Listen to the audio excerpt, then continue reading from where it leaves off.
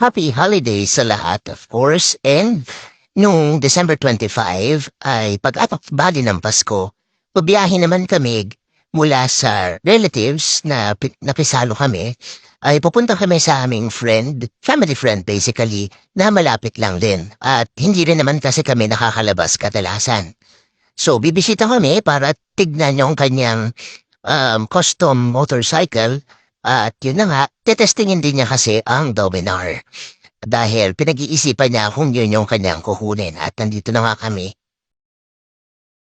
Siyempre, excited tayo para sakyan ang kanyang custom cruiser type na Rusi 250 Classic. At nung natry ko, sabi ko nga, uy, pareho pala dun sa gamit namin dati na customize at yung sakit nga ng upuan pagka-custom bobber style, pareho din.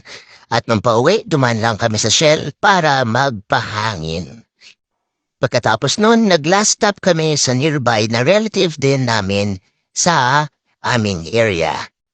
At na-enjoy ko rin nga pala ang paggamit ng 45L ng SEC dahil at least alam kong may mga nauwi tayong pagkain. At yun na nga, nakadaan na kami sa aming relative at nung pauwi na, of course, thankful kami sa pakikipag-celebrate namin sa aming mga relatives at sana kayo din nakapag-celebrate sa inyong mga family and relatives and loved ones. And that's it. Keep safe, ride safe, and of course, have a good one.